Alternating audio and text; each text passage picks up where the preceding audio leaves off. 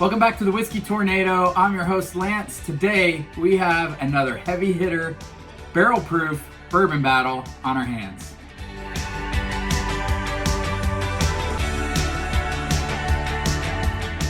What's up, Whiskey Tornado fam? Thank you guys for tuning in. Thank you to our 2,500 plus Instagram followers, and thanks to all of you that have subscribed to our YouTube channel. I'm not monetizing this in any way. I think if I monetize it, it'll feel like work, and I don't want it to feel like work. I just want to share my passion with those that share my passion. So today I'm excited to bring you guys another barrel proof bourbon battle, and we have some heavy hitters in here. On my left, we have Stag Jr. This is batch 12. If you watched the last barrel proof bourbon battle I did, this was hands down clear, miles ahead of everything else that was in there, and there were some heavy hitters in there. I wanted to pair that against one of my favorite 9-year Knob Creek store picks. These are just amazing value. Anytime I see those in the store, I'm gonna get them. And if I can find one that's a 15-year, even better. Full proof, 1792 full proof. There's been a lot of buzz about this one. When I first opened this, I wasn't crazy about it. The further I get down the bottle, the more I love it, the more it's opening up, the sweeter it's getting. It's really a nice whiskey. And then we have a true unicorn, Blonde Brothers Old Fangled Nodder Bourbon. Say that 10 times fast. This is the 12-year, and it's 53.2% alcohol, so 101 proof. So a little bit lower. But I had this in a blind bourbon battle at one of our local bars, and it placed third for me behind E.H. Taylor Barrel Proof, which was number 1, and Bell Mead Cask Strength was number 2. And this was right there with Bell Mead. I really love this bottle. So I've got these in order of how I think they'll finish. I think Stag will finish first, Knob Creek second, Full Proof third, Blonde Brothers fourth. I hope Knob Creek finishes first, just because it's the easiest one to find. So I've mixed these up. I'm gonna mix them up again. They've been sitting here maybe 10 minutes or so. Just kind of getting some air in them. So, all right. What I do usually, I go 1 through 4, take a break, go 4 through 1. So I'm gonna nose them first. We're gonna start here on the left. I don't know which is which, but I will put them up on the screen in post-production. Ooh. All these are gonna be so good, guys. There's like dusty corn, caramel. Yeah, there's quite a bit of punch in this one. As far as the, yeah, it's kind of ethanol, caramel. Let's go to number 2. Oh man, woo! There's the sweetness. Man, that's like powdered sugar, strawberries. I think I'm getting strawberries on the nose on number 2. Nose on number 2, really good. Number 3. Number 3, a little bit of some mildewy wood, which normally really turns me on. But caramel, vanilla, I said number 2. I think this is number 3, not 2. Some sweetness there too. Okay. Number 4. Number 4 smells very similar. Let me reset. 4 smells really similar to number 3. There's a little bit of fruit on that as well. For those of you that know me, I love when I can get that fruit, stewed fruit smell in bourbon. Yeah, that's good too. For me, on the nose, number 2 stood out, whatever number 2 is. On the bottom of these glasses, I have A, B, C, D, A, B, C, D. So let's go into number 1 on the taste.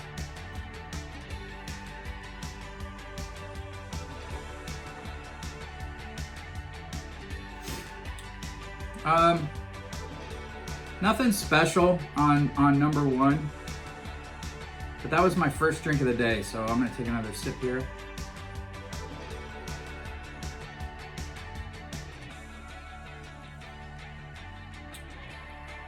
Pretty spicy, a lot of pepper on the mid palate. Finish is good, finish is still going. You know, your typical bourbon notes, your caramels, your vanillas, that finish is still going. Finish is really good on whatever number one is. But nothing stands out, nothing super special about number one. All right, we're gonna go to number two, which I believe was the one. Yeah, number two was the one I like the nose on the best.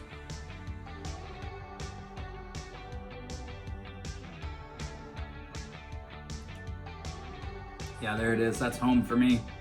That's dense caramel, dense brown sugars, super oily. But then, oh man, there goes that finish.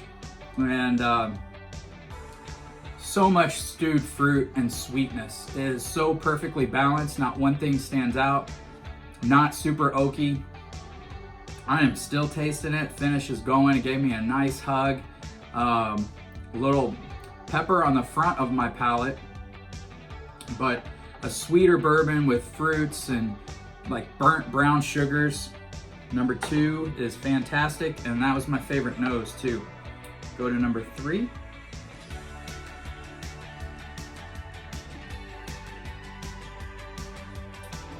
Ooh. Now number three, I wasn't crazy about the nose because I was smelling that dank wood on it. But it is really caramel heavy, really brown sugar, really dense again. The only thing number three misses is that stewed fruit note.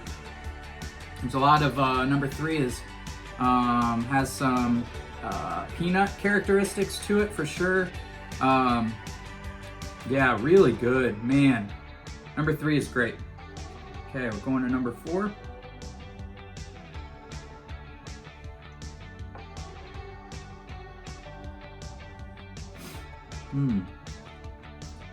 Number four, light and delicate compared to number two and three, but nice caramel vanilla notes, really easy drinker, not much of a finish, not super complex. I'm not even sure if I got like baking spices or anything. I didn't get any cinnamon, didn't get much rye spice. Let me take one more sip of number four.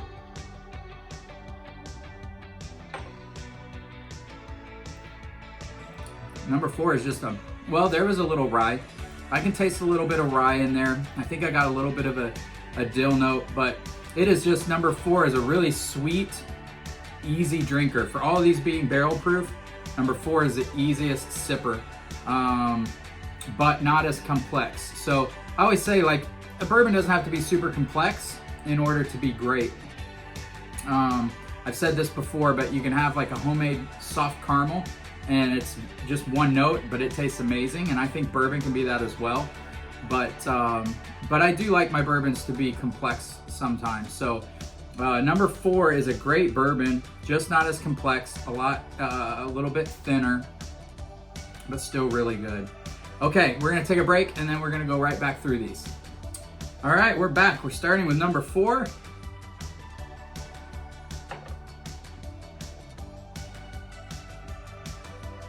That was an interesting note. In addition to the caramel vanilla, I mean, nothing's changed since the first time I had it, but I did get a little bit of a peppermint note or spearmint note on it. So that was different. Go to number three.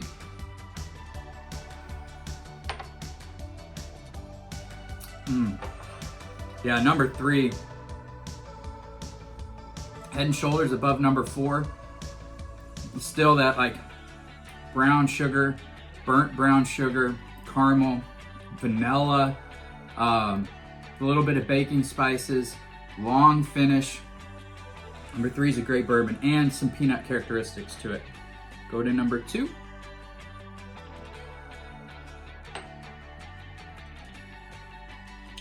Man, ooh, That time I got strawberries, cherries, brown sugars. Oh, great finish, great mouthfeel. Number 2 beats number 3 for me. Now the question is, I want to go back to this number 1 because number 1 was the first sip of the day for me, and sometimes that first sip gets a bad rap. So here's number 1.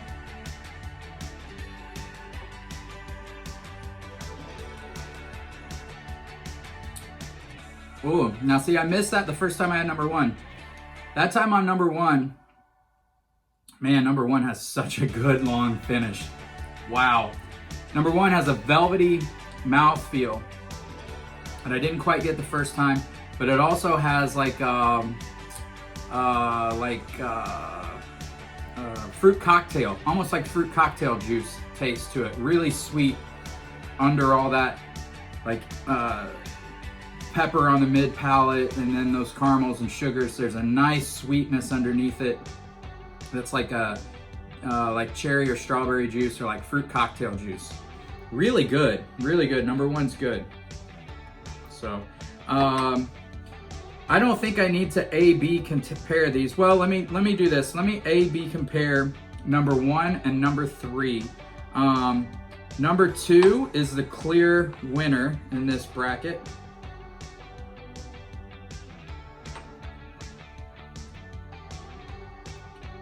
Yeah, number 1 has a really good velvety mouth feel to it.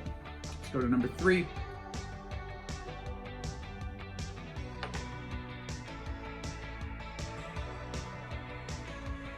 Yeah, number 3 is just better. Man, ooh, boy, that's good stuff. Number 2 and number 3 are close, but I think 2's got it. I'm gonna try 2 one more time. Yeah. Okay. Number 2 is in first for me. Number 3 is in second. Number 1 is in third, and number 4 is in last.